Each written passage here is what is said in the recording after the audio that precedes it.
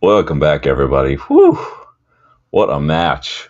I'm getting too old for this shit, y'all. I really am. Like, I don't know about you, but I'm still buzzing. I'm still like I feel electric after that result yesterday. Up 2-0, down 4-2, win it 5-4, a minute into stoppage time, 7-6 on aggregate at Old Trafford, under the lights, European nights. Ooh, it does not get much more exciting than this. That was insane. Absolutely insane, you guys. And when it was at 4-2, I'll hold my hands up. I was already just almost done. I'd already almost checked out. I was already literally just thinking to myself, well, that's our season done. And I was literally already mentally prepping streams for like what youngsters should we just play for the rest of the season, because that was pretty much where my mind was. But happy to be wrong, happy to be proven wrong. I have no problem admitting that I had already kind of given up. So that was just insane. Honestly, some of our best European memories at Old Trafford have been just like that, right? Just these stoppage time winners. But at the end of the day, I don't know if the human heart is meant to handle this sort of stress. Like, I wish I would have been wearing a Fitbit or something, because it likely would have registered some sort of myocardial infarction or something. It's just a fancy name for a heart attack. Because literally it was just absolute up and down. Like, that's not fair. And then wasn't the only one. This kid was pretty much all of us yesterday. How many times you could have turned this into a drinking game? How many times the camera was on this kid during the match, dude? This kid was literally all of us yesterday. What an absolute legend this kid was. Wow, what a result, you guys. Welcome back to the channel. This is United versus everybody. I am your host, Sean, and we are here to react to the match as United beat Lyon at Old Trafford 5-4, 7-6 on aggregate to advance to the Europa League semifinal, where we will play Athletic Bilbao. It was just a quarterfinal. We need to remember that. But wow, can you imagine if that was the final? I might have died. I might not be here. You guys might be wondering why is Sean not doing anything. So I would have died. Let's see who's got going on. Danny, United only does this shit.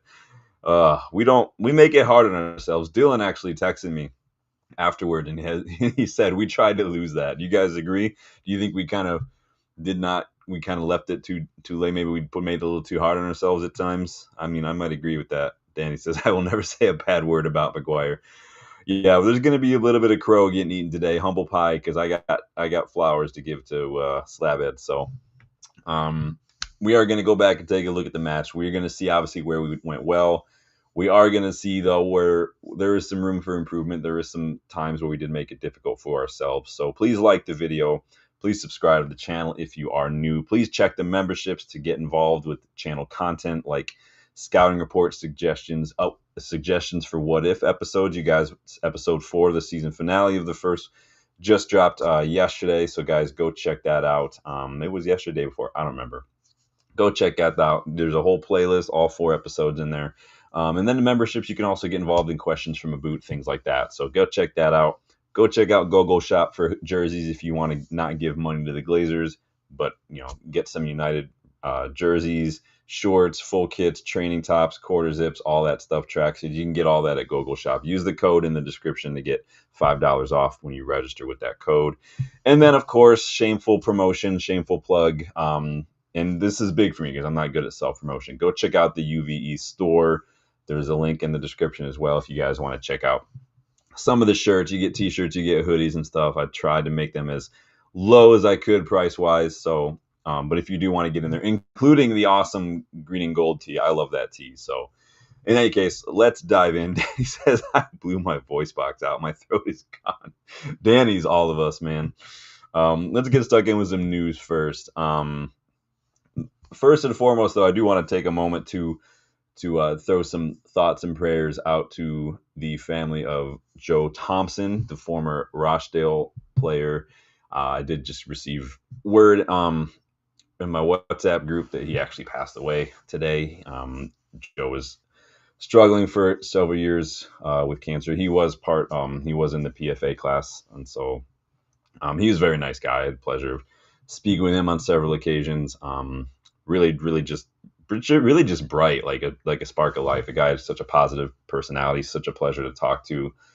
He had loads of questions for me when he found out that I was a mental health professional, but he did sadly pass away after a long battle with cancer. So rest in peace. Thoughts and prayers to Joe's family. I know he's got a little girl, I believe. So poor guy, but too soon. 36 is no age, so it is scary. And he put up about as good a fight as I think anybody could have. But some fights, they're just difficult. So we lost a good guy today. But big up Rob. Hello, Rob says hello, United fans and thrill seekers. Yeah. Danny says prayers. Yeah, he was a really nice guy. I wish I could have got to talk to him a little bit more. Teresa, hi Teresa. The madness exceeded my expectations. That match, dude, crazy match. Big up the under 18s as well. They beat Wolves. I think it was Wolves today, 4-3. Goals from Montato, Scanlon, Lacey, and then it was Derby County they played today. I don't know why I put Wolves. They did beat Derby County. So, and then a late stoppage time winner from Musa as well. So the under 18s are cruising, doing very, very well. Goals galore, it seems, from both the first team and the youngsters.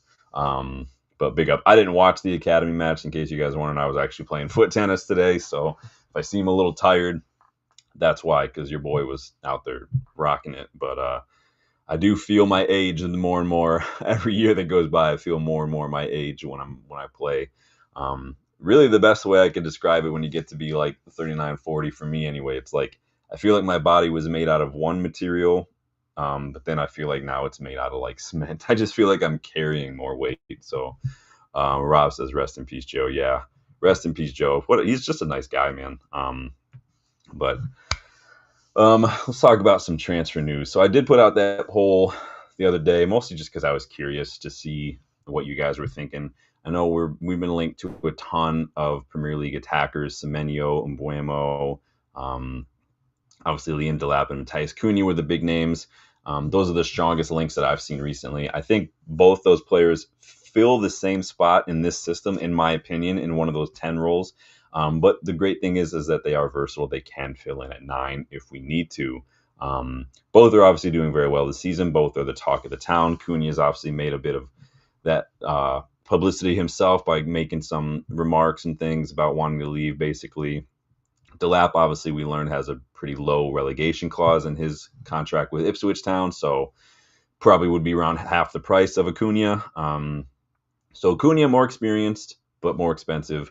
Delap will be cheaper, but it's hard. Tough choice. So again, I was curious. That's why I threw out that poll. If you guys saw that, I did a poll on Twitter as well, to see who you guys would choose between the two. And honestly, most of you guys all wanted Cunha. I think he was the overwhelming victor in that poll. I think easily 2/3, maybe even more of the votes the last time I checked. So it sounds like a lot of you are really looking for the finished article, basically, and willing to overlook some of his his heated moments this season. But it is what it is. But yeah, it's interesting. I think that he does tick a lot of boxes. If he can temper the temper, then I think it works. He's going to be more expensive.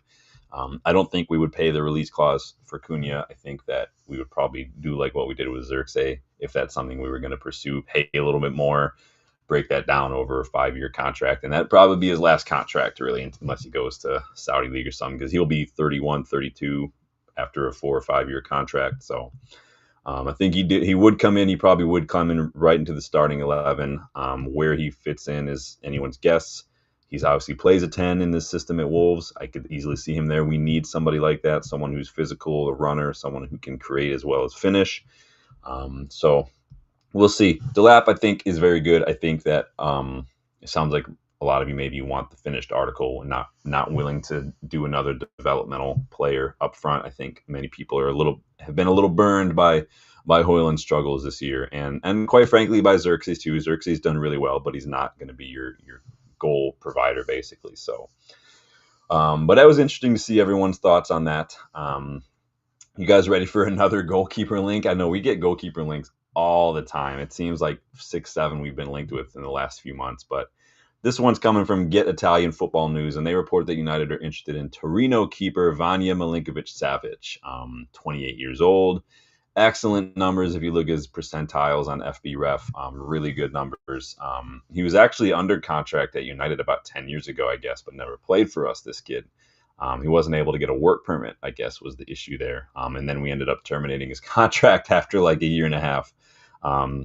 He actually wasn't even allowed to train with us just because he didn't have the work permit. But sounds like, I imagine this is a backup or something, because if true, again, we always say it's true, but 28 years old. I mean, maybe he could start. I don't know if he's the kind of keeper that's going to be a difference maker, though, in terms of your starting 11, challenging for things. But his numbers are better than Onana. And yes, he is related to Sergei Milinkovic-Savic, if you guys remember him, that we were perpetually linked to for a while. I think he plays in the Saudi league now, Milinkovic-Savic. But I don't watch a whole lot of Torino. They do have a midfielder that I've been looking at for a little while. But I haven't watched any of their games in a minute. It's been a busy spring. The nice weather gets here, and it's like I'm just trying to get out and do stuff. So haven't had as much time to sit and watch matches as I used to. Hence today playing footy, not watching the academy youngsters. So RSV Pickup says pickup last night was the real definition of a remontada. Yeah, I mean, I really wanted Madrid to come back and win against Arsenal, just because I really wanted to banter some Arsenal fans. But it is what it is. We'll let PSG finish the job for us, and then we can banter everybody. I almost want Arsenal to go all the way to the final, just so I can watch their fans get hyped and hyped and hyped. It'll just make the defeat that much sweeter to watch. But it is what it is.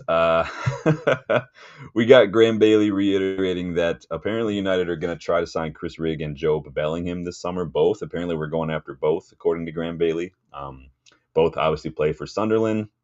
I always wondered, I'm trying to think off the top of my head, has there been a time where we bought any club has grabbed two players from the same club in the same window? If you guys know, if you remember off the top of your head, let me know in the chat, because I struggle to remember. When I play like FC 25, for instance, I have rules. Like I don't like to do that when I play those games. Just because again, you guys know I try to keep it realistic when I sit down and play that for a little bit. I'm so weird in terms of trying to be realistic that if Athletic Bilbao make an offer for one of my players and that player is not Spanish, I will reject it immediately, because we all know how Athletic Bilbao works in terms of their structure and their squads and everything. So, but that's how crazy anal I am when it comes to that game sometimes. But apparently United have been very impressed with Bellingham in particular. And according to Graham Bailey, they think that he will be perfect in this system. I like Job. He's not as good as his brother. He does play a little different position than his brother. Job will play a little deeper. He'll kind of roam around. Both Job and Jude are big. They're big guys. Very tall. They're just built right. And so he's not the quickest player. I'll give him that. But he does look good. I don't know if Job looks United level. And again, right now that's a pretty low bar. But I don't know if right now he's gonna be the one that moves a needle for us. But I could be wrong. I was wrong before. So let's see what we got here. Moving on to another one. So finishing up with some transfer news. So Mark Ogden also claims that we are going to step up our pursuit of Tyler Dibbling if we manage to qualify for Champions League next year. Now, remember, we got those reports a few weeks back that apparently Southampton want 100 million for Dibbling, and then I saw reports last week that it was like 35 million. I don't know what is going to happen if they're relegated, so it's not like they have a whole lot of room to work with. I don't know if Dibbling has any sort of relegation clause in there like Xherdan Shaqiri did. I don't know if he has one in there regarding price like Liam Delap does. But we know that Dibbling is in high demand. Southampton have a couple of really good players. I would take Matthias Fernandes in a heartbeat as well. I think he's a very, very good player. So I don't have anything wrong with picking apart the relegation sides personally. You guys know I did that video a few months back looking at each side that I thought was destined for relegation, grabbing a couple players. So go check that out if you haven't yet. But yeah, if you guys do like Dibbling, let me know. How much would you think you would go for? How much do you think you would pay for him? We got a little bit of outgoing news potentially. This is coming from Sam C. I think he's with the United stand, but I do believe he's got some good connections to the academy. But he has reported yesterday that both a lot of Dutch clubs apparently and Borussia Dortmund have made contact with United regarding a possible loan for Jace Fitzgerald in the summer. Jace Fitzgerald, obviously doing really well, youngster. I think that there are many youngsters that are, to me, right on the cusp of too good of the academy, not quite good enough for the United starting 11, or at least the Premier League, if that makes sense. We saw a lot of youngsters go out on loan this season as well, so I'd like to see them get minutes when they're ready, whether it's with us or not. I don't mind the loans because it's better for them to be getting minutes for their development. If they're too good for the academy, they might not develop as much if the challenge isn't there, if that makes sense. So I don't have a problem with it. Dutch clubs are very good for young players. Even some of those German clubs. I don't know if Dortmund is quite the place that I would see him going. But if he can go somewhere in the Eredivisie, maybe somewhere like RB Salzburg or like Club Brugge or something like that, I think that would be good for development for some of these youngsters. Let me see who is in the chat. Let me get caught up with the chat here. RSV says the players are still psychologically inconsistent as they tend to drop off and mentally collapse at times, like we saw yesterday. The players need to work on that. Yeah, we've seen that. I think Amorim has said that as much too. Some of them look tired, and we know that when you get tired, the first thing that goes is your concentration. You start just losing a little focus, make silly mistakes. That's what happens. And these players are tired. They've been playing a lot of football. With the injuries, a lot of them haven't really quite had a rest. Most of them are just playing literally week in, week out. Guys like Dallo, guys like Mizraoui, these guys are literally playing like every match. Bruno, that's you're gonna like Garnacho even. Garnacho just runs and runs and runs. He runs his socks off all the time. We can't. It's hard. I would love to get some more players back fit. We've seen a couple of them coming back as well, so that is a help. But we're also losing players still too. RSV, man after my own heart, Hayden Hackney would be a very good bargain. I don't think he's ready to be a starter, but he could be an understudy. And that's the thing. Hackney, I think, could start. I don't know if he would start for United. I think he has a lot of the qualities you're looking for. But like I said, like when I compare Hackney to someone like an Arden Yashari, they play the same position. Again, there's just something I'm not quite seeing from Hackney that I see in Yashari. I don't know if it's just I don't know. I can't describe it. If you guys watch it, I know Middlesbrough plays today. I didn't know if they won or not. But AA, hi, how are you? Welcome. He is back in the house, like he said. Big up, man. Big up. Tiani says 30 million with performance bonuses rising at 35-40 for Dibling. Yeah, that's not a bad deal. He's still young. His first real season, so you guys know I'm always a little hesitant to blow a lot of money on the youngsters. This is like Evan Ferguson. Remember Evan Ferguson? There was a couple years back was like everyone was saying this guy was going to go for like 100 million, and now I think he's on loan at like West Ham or something. I'm not saying he's bad.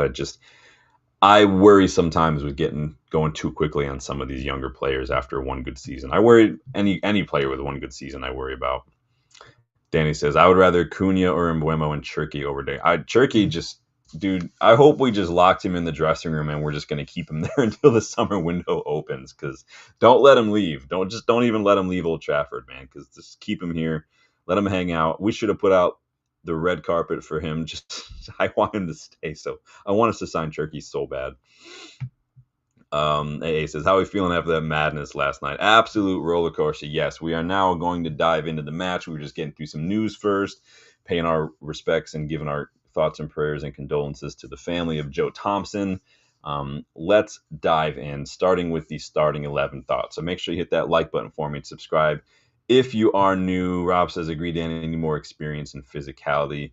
Yeah, we do need physicality because the physicality in the squad is on the floor a lot. It's super, super annoying. Yeah, that energy, we like compared to like even like Newcastle, Forest, Fulham, Wolves, we just get completely overpowered in midfield. We lose that battle week in, week out. And you guys know it was a big source of frustration for me in that Newcastle loss, because I said we needed to avoid that midfield battle and we went charging headfirst into that, and we just got destroyed for it. It was just stupid decision tactically, but it is what it is. So Rob says Malik Fofana looks sensational. Yeah, he's back. He was out. I thought he was injured or something for a match, but he's ended up being just fine. So yeah, they do. Lyon have good players, but Lyon are also struggling right now financially. So I would not be surprised to see a lot of those players be like gone. They've already sold a couple. Like Kakare is gone now, so Cherke is probably going to be leaving this summer. I'm sure someone will be in for Fofana as well. Don't be surprised to see some of these players get sold in the summer. Almada maybe even. I mean, he's only been there a little bit, so. But Cherke, I feel like Cherke's been playing for years. The dude is still just like 21, so as far as the starting 11 is concerned, it was about, I mean, it's pretty much as strong as you could expect it to be, right? All things considered, injuries and whatnot, not really much to complain about there. The bench, once again, packed with youngsters. We saw Harry Amas, Kukanki, Comison, and Morehouse all on the bench. And then Tom Heaton back in the mix as well, filling out another spot in the match day squad. Is he on loan, Danny? Interesting. So he is at Botafogo. Do they loan him out? Maybe that's interesting. It's interesting if he went to Botafogo and then couldn't. Interesting. But he is a very good player, as you saw in that first leg, Almada. He was very good at Atlanta United. I liked him when he was at Atlanta United. He was a player that I wanted us to look at a little bit. So, but as far as stats, it was a weird game possession-wise because we never really dominated the ball yesterday. Literally, we had less than 45% of possession until the added extra time. 42% possession in the first half, 29% in the second half was we just got steamrolled in the second half. It was clear that whatever Lyon discussed at halftime, it had an impact because they came out all guns blazing and grabbed 4 goals. They did go down to 10 men, though, late in that. So that really is, I thought, what allowed us back into the game. As we got into added extra time, we still looked vulnerable. You guys, like, what I've said, a lot of that movement, a lot of that dynamism, a lot of that just pace in and around our box, a lot of those varying runs that confuses our defenders. We have defenders who are just not athletic enough, not quick enough sometimes to keep an eye on that. Maguire especially. I mean, you saw him get absolutely done for that. I think it was Lacazette or something. It was literally just, I'm either going to stick my foot in and win this ball or this guy's blown right by me. And it was just a case of the guy blew right by him. And that's, like, for all his strengths, that is something that, Maguire's never really going to be good at, is those quick defending. And to his credit, you don't need to be that quick, but it's about who you have around you to kind of make up for that. De Ligt's not going to defend that well in those kind of situations either. But that's why we have guys like Yoro, Mizraoui, and whatnot to come in and kind of take over as well. But that movement in the box, it was too much for us at times. Add to that, though, our refusal it was just like a flat out refusal to clear the danger. And it's not difficult to see why we conceded a lot of these goals. The ball is just, you let a ball if you let it get into your box and no one comes out to attack it, you're just asking for trouble. I thought their pen was soft. I honest to God, I do think the ref knew it was soft, which is why I think we were given ours shortly thereafter.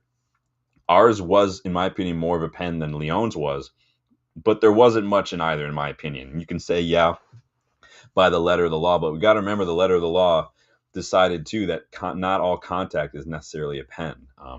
And I think both of them were soft, and I think that neither would have been given had the first one not, if that makes sense. But that's just me. Let me see. How are we doing here? Oh, boy. Danny says, yeah, that's why I was pissed we didn't loan him. Yeah, we did need some help. We do need some more help up there. I don't have a problem with loans, personally. I know everyone was complaining when we got Sabitzer and Weghorst. I think it was the context of that, but I don't have a problem with utilizing loans now and then. If you can use it wisely, it does help. He says there was more urgency to their attack, and he always carried a threat to our defense every time. Oh, Fofana. Yeah. Yeah, he was injured, I think, for that first leg.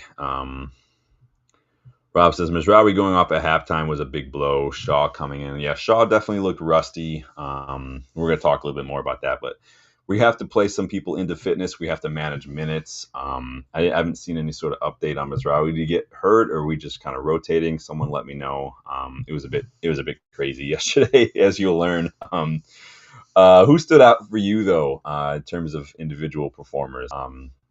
I thought Casemiro had a terrific night. I know FootMob named him man of the match. I'd probably give him man of the match too. I mean, 2 assists for Cass. He won the most duels on the night. He won 9 of his duels. He created 4 chances, completed his dribbles, 2 out of 3 long balls, 3 out of 3 tackles, made 2 interceptions. I mean, it was an absolute masterclass performance from Casemiro last night. And I thought that there's not much more he could have done, honestly. And he won the pen. The pen technically it was. I still think it was soft, but it is what it is. Danny says family issues. He left the stadium at halftime. Him and Lindelof. Interesting. Do they like live together or something? I remember Amorim said that Lindelof had an issue or a personal issue and had to leave. I didn't know Mizraoui had to leave as well. Interesting. Um, AA says, can we appreciate Lenny Yoro? Oh, we're going to appreciate Lenny Yoro. Don't worry. That tackle or block, whatever the hell it was with his head against Fofana. Yeah, Phil Jones would be proud. He absolutely would be proud. Somewhere Phil Jones is watching that and he's like, single tear. Yeah, he was proud. Rob says, giving us an update here from the BBC. Mizraoui was taken off at halftime and Lindelof had a planned substitute appearance scrapped after they were alerted independently to medical issues at home. Interesting. They must live together or something then. I don't. Otherwise, why would they both need to go? Well, hopefully everything is okay.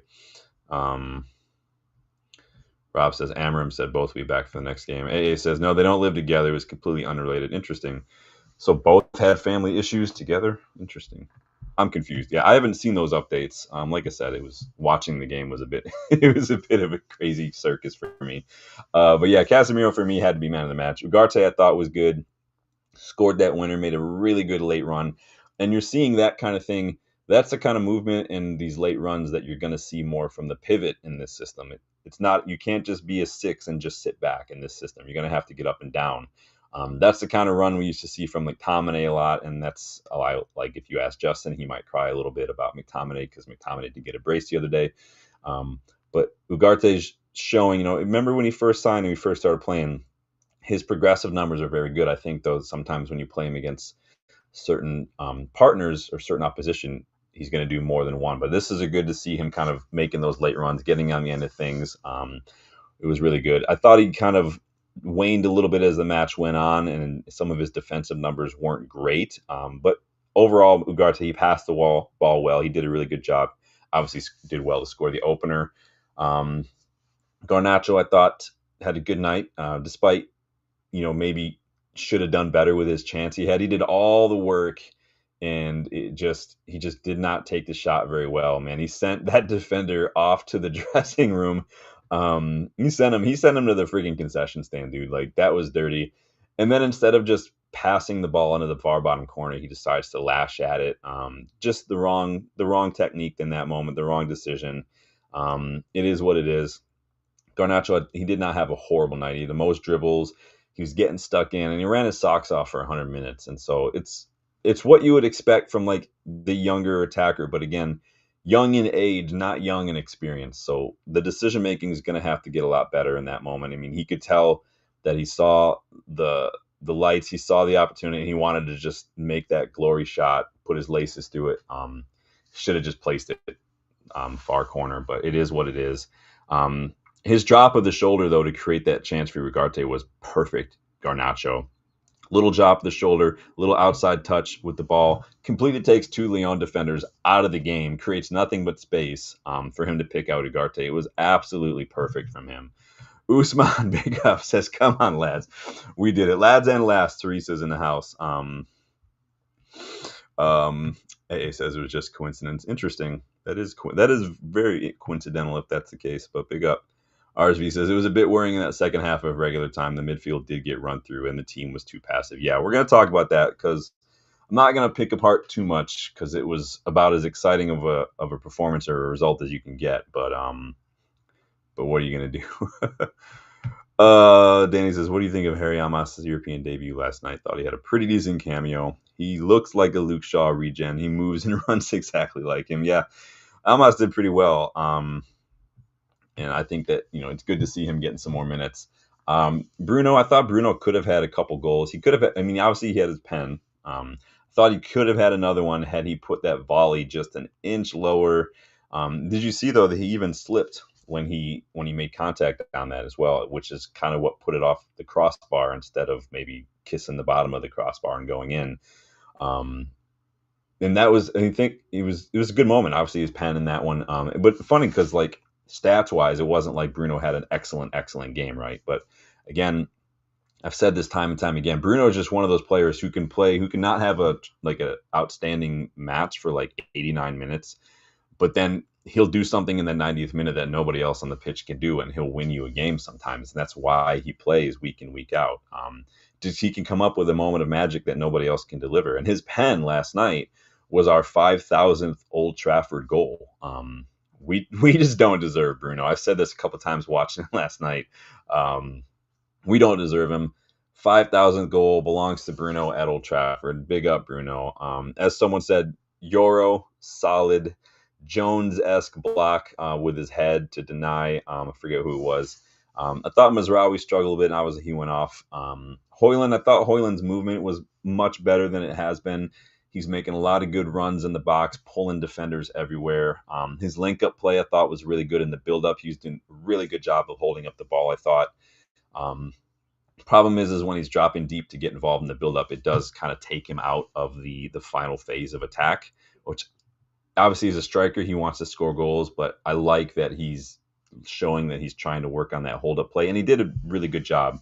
And he did really well he played a big role in Ugarte scoring. He made a really good run in that box to pull that defender out of the way, so Ugarte had nothing but him and the keeper to aim at. So thought that kind of stuff goes under the radar a little bit sometimes. Obviously, space doesn't score a goal, movement doesn't score a goal, but it does help your team score a goal. And I think that's what I saw from Højlund last night. Right now, Højlund just needs to keep it simple, work on that hold-up play, work on adding a little bit more layers to your game, make the simple runs, make some good movement, pass the ball, receive the ball.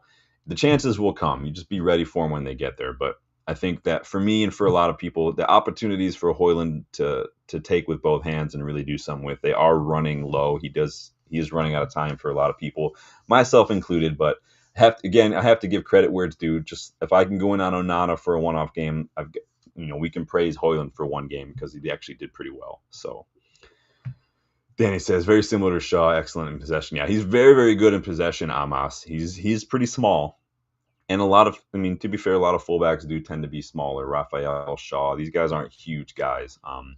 But he's going to have to hit the gym, or he's going to have to get a growth spurt if he wants to do anything in the Prem, because he is a small guy.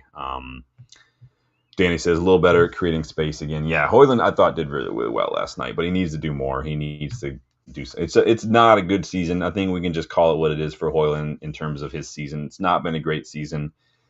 It is what it is. We're 13th. We sacked a manager midseason. Let's not pretend like it's been a great season for anyone, honestly, outside of like Bruno. But Højlund's definitely shown that he's at a whole lull right now with his season. So he's running out of time. So we'll see what happens.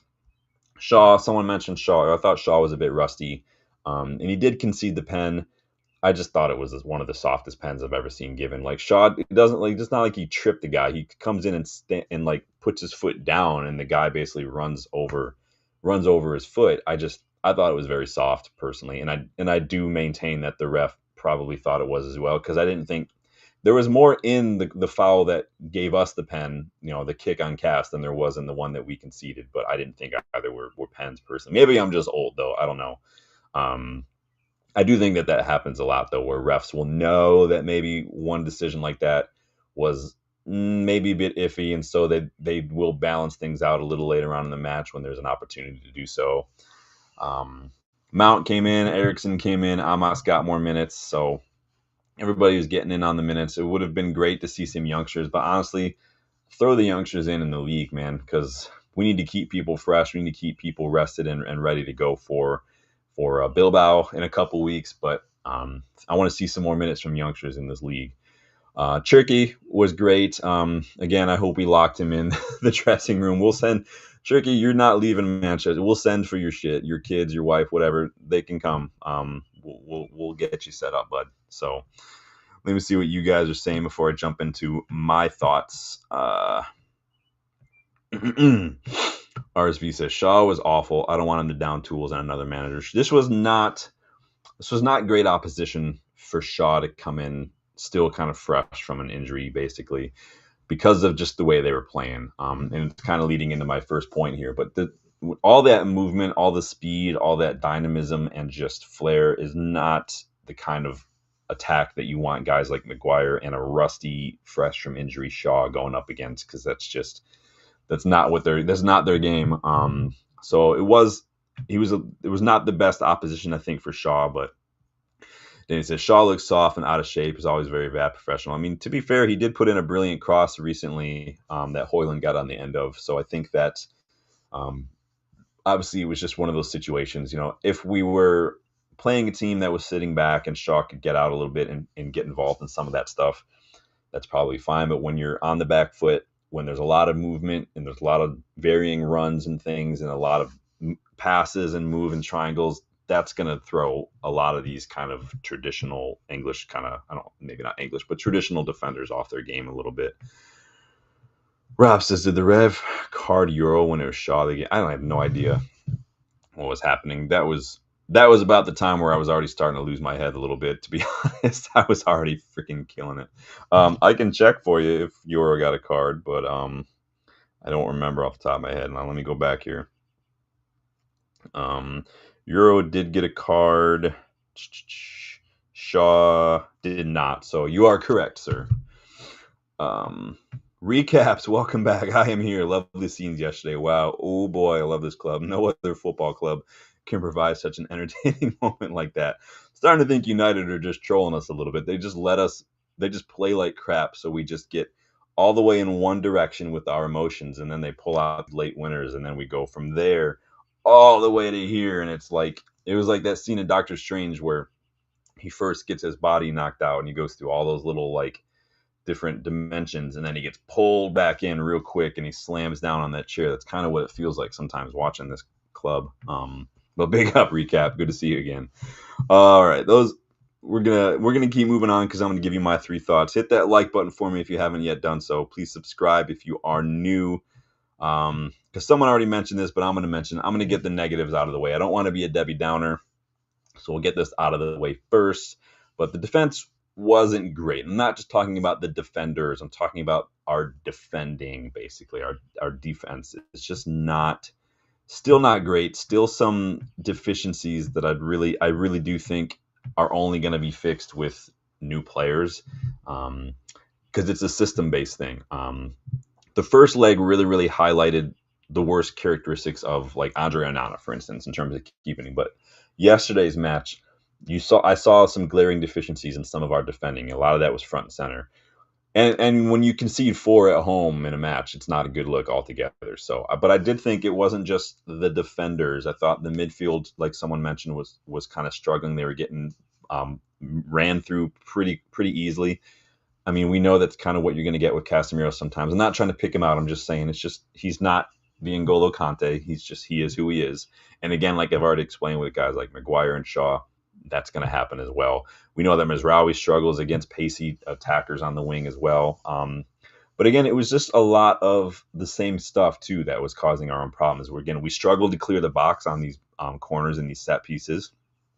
I maybe see one United player actually jump on those to try to get rid of it.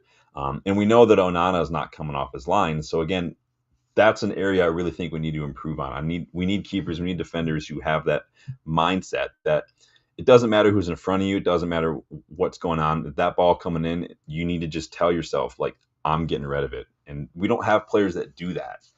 And that's a problem. It did cause us problems. I don't know. Also, I don't know why we just flat out refuse to just boot this shit out of the ball when we get it in our box, when we're defending those set pieces. But for some reason, we want to take it down.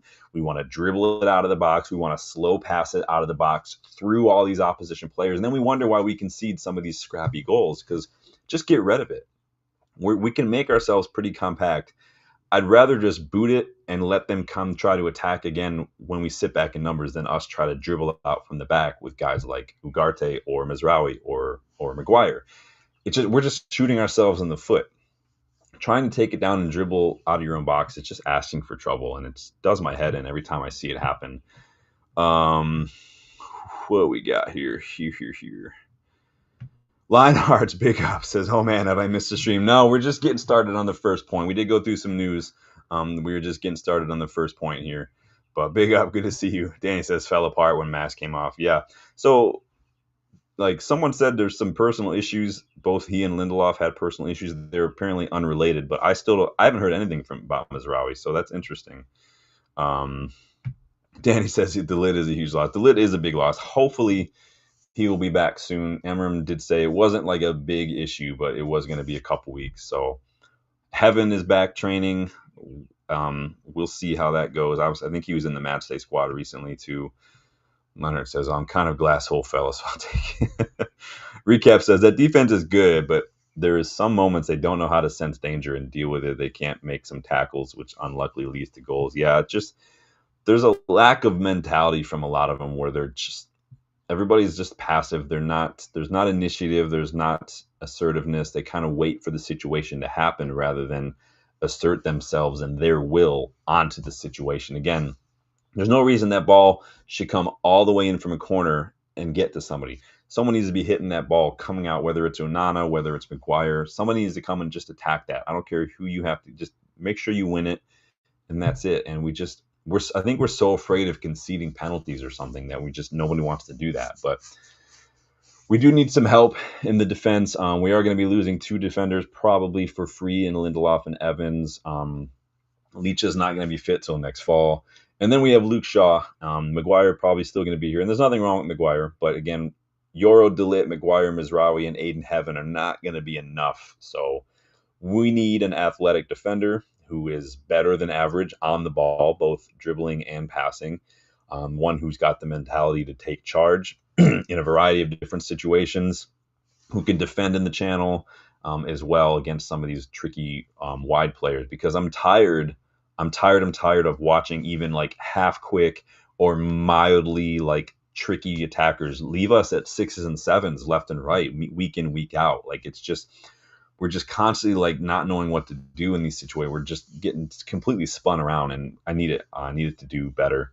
And I'm at the end of my tether watching us struggle to clear the box on these set pieces. So these players need to fix up. It's getting on my nerves.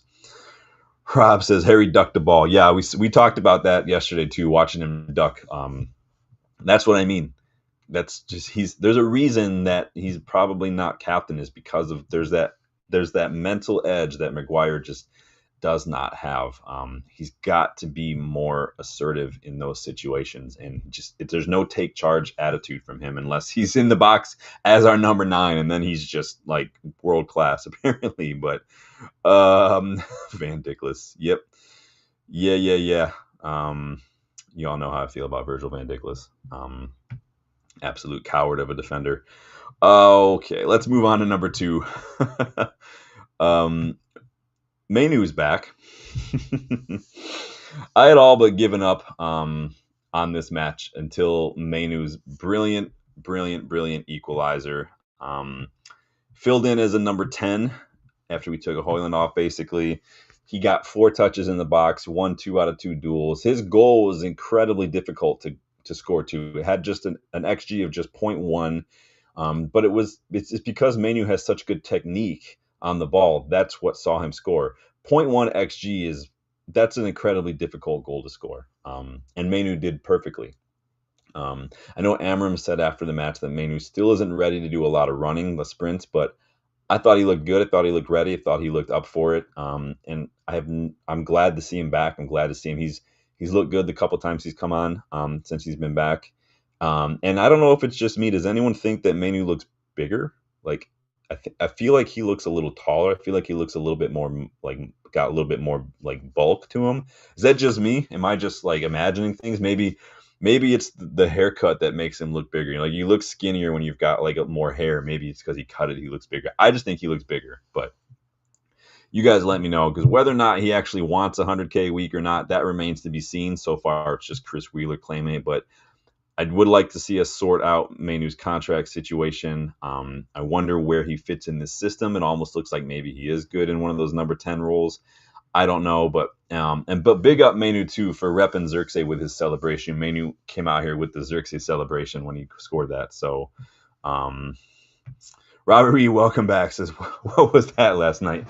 Worst game and best game. That's probably the best way to describe it, man. The best night and the worst night, man. Justin was asking me, he's like, what if, he's like, I wish we would have been there for that. I like, shh. If we'd been there for that, we wouldn't have left the next morning. I can guarantee you that right now. We would have had to stay another night because it would have been absolute madness. I'm talking like freaking Wagamama. I'm talking some pork belly tacos. I'm talking everything all night long. I'm talking coming stumbling back home with one of those lanterns on my head from the Chinatown down there. Yep. He says, go get Housen. That's the best in class for his position. He looks good, doesn't he, Housen? He's going to be so expensive, though. I think that you could probably look around a little bit. You guys know I've done a lot of streams looking at guys like Valentin Gomez, for instance. There's a lot of guys out there who are like Konstantinos Kouliarakis is a really good one over at Wolfsburg. Would cost probably less than half of what you're going to end up paying for Housen. Liner says he's massive. Yeah, I'm glad it's not just me. He looks bigger. And I was wondering if it was just because he got a haircut or not, because I'm getting a haircut in a couple hours. And when it's shorter, I probably look bigger. But it's just the hair. Danny says definitely got stronger. I'm glad it's not. I'm glad it's not just me then. Danny says he's worth 100K. Yeah, give him 100K. I don't know. Again, I don't know where the 180K a week came from, but give him 100K. And then in a couple of years, if he continues, we can renegotiate, and then we could put it up to like 150 or 175. Like, you can't start so high. Like, what was going to happen with Jadon Sancho if he had done well, for instance, and his contract was running out? He was already on like 300K. Like, you're gonna have to give him 400K, like they're giving Virgil van Dijk now. No, thank you. Rob says he's had his Weetabix. Yeah, I don't know what that is, but it sounds like some sort of cereal. Is that a cereal? We call it Wheaties here. What is Weetabix? Everyone's going, what is Weetabix? Sometimes I feel like people in the UK, I feel like you could easily make stuff up like that, and I wouldn't know if you were lying or not because I'm not from the UK. So Danny says, yeah, Nacio is another one. He's absolutely another one that I think could be excellent in the system. So we do need help, though. We need someone with that mentality. We do need some more assertiveness. And like I said, an athletic defender who is good on the ball. That's what we need. So, and not Jared Branthwaite, please. Just absolutely not Jared Branthwaite. Danny, you know I'm a savage, man. And I don't really care. So, moving on to number 3, y'all. And we're saving this one for last because you just have to. But you're a wizard, Ari. You are an absolute wizard, Ari. Kobbie Mainoo's goal got me screaming, but I'm telling you right now, oops, sorry. So Kobbie Mainoo's goal got me screaming like a child, but Maguire's saw me actively trying to run out of Bill's house around the block, through the neighborhood, all the way to a nearby park so I could knee slide. And I would have done it too had it not been for this damn child lock on his screen door. Foiled again by child locks. Again, I thought I was past that. Yeah, I was losing my mind. To be honest, I'll hold my hands up here too, because I found myself when we were, again, I've said this before, when we were keeping Maguire in the box and we were just hoofing it to him and hoping, like, I found myself once again getting really annoyed, really frustrated with Ruben Amorim in that moment, because I don't like that tactic. I don't like that whole hoof and hope, throw the big guy in the box kind of thing. I still maintain that to me, it's not an excellent tactic. It does leave me extremely disappointed at times, but I get it. It's needs must. But at the end of the day, I'm not going to sit here and bitch and moan about it too much because it paid off. Maguire scored the winner just like he did against Leicester, even though that one was offside. So I'm not going to complain. Like, it worked out just fine. So I'll hold my hands up and say, like, it worked. And so I had a little bit of, egg on my face there. But at the same time, I'm like, we got to do better. But right now, tail end of the season, European knockout, like, just get it done, I guess. So Danny wants to know if there's any word on where Bashali is going. I haven't seen anything. I thought I read rumors a while back when I first started talking about Bashali. I thought I read Barcelona. I think he could do a job at Madrid too. I think he's that good. He's free, so it just doesn't make sense. Recap says, I like Sancho. Too bad he messed up. Yeah, I don't know if he can hang in this league. I know he scored the other day, but I mean, that's his first goal in how long? So It says build a statue. I don't know if they have enough metal for the forehead to build that. It would just be like a head, basically. But and yeah, like Rob says, big up Casemiro for that ball too. Casemiro's got that ball in his locker. But Danny says Casemiro man of the match, setup goal, won the pen, 2 assists, won the pen. Like yeah, Casemiro is definitely my man of the match. Amorim was actually asked about the Maguire situation and that tactic after the match as well. This is what he had to say. He said, "When I see Harry Maguire and I put him as a striker, I see just one guy that inside the box. Is he not good inside the box? In the opposition box, he is a striker. He is not a defender. He knows how to behave in that space, and it is just to put those different characteristics in a different moment. We tried to put Maguire up there because he's the only guy that can score a goal with headers. I mean, he's not wrong there. How many other people are actually scoring headers in this club right now? 9 months from now, like I wonder how many Mank-born babies will be named Harry or Harriet after last night. 9 months from now, let's check the registry. See how many Harrys and Harriets were born in Manchester, because he's absolute mustard last night. He says, yeah, man of the match, Casemiro. Man of the match was Casemiro for me. I think Harry Maguire might be a close second, but if you look at overall contributions and numbers, Casemiro, again, like the City game, absolute monster. So we'll come back in 9 months and we'll see how many Harrys and Harriets were born in Manchester after last night. But that was immense, absolutely immense. And Danny, as you commented on my post last night after the fact, we'll remember this one forever. This is going to be a huge match for a lot of United fans. For me right now, it's up there with last year's FA Cup quarterfinal over Liverpool. That was probably my favorite match in recent memory. Or our Champions League win over PSG that Rashford won with that late pen. But this one has got to be up there for me. This one might just edge that PSG match just because it was at Old Trafford. I think maybe does it, but not necessarily because of the quality, because there was a lot, like we discussed, a lot lacking from a defensive point of view. But the experience, the emotions, the highs and lows, the catharsis, it's just you felt pretty much all the emojis last night. Again, 2-0 up, down 4-2, late equalizer, and then late winner. 120 plus 1 minutes into stoppage time. If you can't get excited for a result like that, football is just not for you. It's just not. Like I said, too, 5,000th goal at Old Trafford for Bruno's pen as well.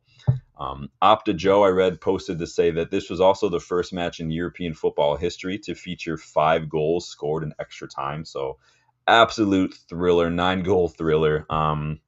But as we say au revoir to Lyon, we turn around to say hola to Athletic Bilbao, who did put 2 past Rangers to book their spot in the semifinal against Manchester United. So we will feature them. It's going to be interesting. We do tend to struggle a little bit against the Spanish sides, but we did put the sword to Sociedad. So Spurs managed to eke out a win too against Frankfurt. So they will face surprise semifinalist Bodo Glimt, who did end up beating Lazio. And so big up Bodo Glimt, man. They're going on a tear. So, but this could be an all English final. There's a chance for that. How do you guys feel about that? So let me check in with you guys here. Danny says, calling my next dog Slab. I love it. Ladder says, Shaw played for over an hour and was able to walk off the pitch. Surely that's where the man of the match shout. Maybe in the physio. Maybe the physios have their own man of the match award that they do. Rob says, Harry's first name is Jacob. Interesting. That's freaking great. Oh, and hey, we're still unbeaten in Europe, by the way. Thug life. Big up us for doing that. So you guys get your final thoughts in because football, bloody hell, right? Oh man, I don't know about you. I'm still buzzing. I'm still exhausted from just running. Like you should have seen me trying to get out of Bill's house. I was like shaking the door. Like, why is this locked? I gave up on it pretty quickly, but it's probably good because his neighbors might not have appreciated it. I literally would have ran all the way to the park and knee slid all over the turf. I don't even care. Fight me. Robert says, poster Alex Liverpool, then a Man City final, PSG, then last night. Yeah, that final against City was really good. I think that was for me. I was more proud of the way we played in that FA Cup final. Like we dominated. We just controlled that game, and which I was really proud of. But in terms of the excitement, the full experience of it, it was hard to beat. like that FA Cup quarterfinal against Liverpool for me. And then last night obviously was huge. Can you imagine if that was the final last night? Well, I don't know if I'd be here. Danny says there aren't enough words to describe it. No, there's not. This is what we're here for, man. These late stoppage time winners in Europe at Old Trafford. That's what this club is about, man. So hopefully we can get some more players back fit in time for the Bilbao leg. League's done, so I'd love to see some rotation, maybe play some players 45, maybe switch out for some youngsters 45.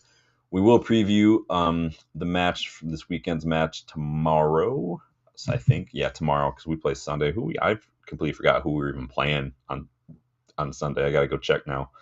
Oh, we play Wolves. Oh, that's gonna suck. At 9 a.m. Yikes. So Sunday is Easter though too, so that'll be interesting as well. Rob said I had way too many beers watching the game. Had no idea what was going on. I think there were people that I was watching it with that probably wondered if I had any idea what was going on personally. Leonard says, after watching the game live, I switched over to MUTV and rewatched it. The commentary was epic. So now what you've let me know is that when I do go rewatch it, I need to watch it on MUTV. It's so funny the different commentaries you get from some of these. So Neo, welcome, Driscoll says, crazy game last night. It was an epic game. It's probably the best one of the season, in my opinion, in terms of just the experience. It probably wasn't our best performance of the season, but it definitely was the best game of the season. Last year's was obviously the FA Cup quarterfinal for me anyway. So, but you guys, let me know your thoughts on that match. Who was the man of the match? Be sure to come back tomorrow for the Wolves preview. If you weren't able to catch the live, leave a comment. You guys know I do check the comments when I get the time. I am tired though, man. It was so sunny. My eyes are killing me from when I was playing footy earlier. So I got to run and get a haircut. Like the video, please, for me. Please subscribe to the channel if you are new. Go check out the memberships if you want to get more involved. Go check out the merch as well on the UVE store if you guys want to check out some of the t-shirts. That green and gold tee is fire, by the way. If you do want a jersey and you don't want to spend a ton of money or give the Glazers money, I can't blame you. You can also use the code in the description to go to GoGoalShop. If you use my code, you do get $5 off your first order as well. So keep those jerseys are like $30-$35, and then they're excellent. You guys have seen me wear a couple of them. They're sick. I love them. So keep that in mind, you guys. I do try to throw out as much as I can. Rob says Rio is a poor commentator. Robbie Savage is diva, and Robbie Savage is still says butthurt because his son didn't stick around. But Rio, I like Rio. Some of his takes similar to Scholesy though. Some of the takes just aren't. I just kind of like do one of these like, wait, what? Robert, he says I was at a wedding and watched via phone. Besides the bridesmaid grabbing my ass, that Kobe goal was the highlight of my night. That might have been the highlight of the chat, Robert. Look at you. Wow. Well done, sir. Rob says, Amorim going to start playing the youngsters for Wolves. I hope so. Danny coming in with the comment of the night. Danny said, hold my beer, Rob. I got a better comment. Nabi Savage, yeah. He's still just butthurt, man, because his son just... It is what it is. I get it, but it is what it is. But yeah, I'd like to see some youngsters, Rob. Hopefully we can see some. But I'm off to just get a little snack because I got a lot to do still the rest of the day. But thank you guys for stopping by. Keep a lookout for tomorrow's preview of the Wolves match. And remember, all 4 episodes of that first kind of season of What If are now, they've all dropped. You can catch them all in one playlist. Episode 4 dropped yesterday or the day before. I can't remember now, but go check those out if you haven't yet. They're super short, super simple. I'm working on the next 4, so I'll have those up probably in the next few months, and then we'll probably drop those once a week. So let me know what you guys think about those, and don't be afraid to leave a comment. Lionheart says, "Yup, he confirmed it." Oh, the youngsters. Well, good. I'd like to see some more youngsters get in there. Get guys like Morehouse, Montato, Commison, Scanlon. Get all these guys. And Amos has not done wrong, even if Newcastle were trying to bully him. I mean, it is what it is. But take care, you guys. Thank you for stopping by. Like the video on your way out. Subscribe if you are new. I will check you guys on the next one. Later.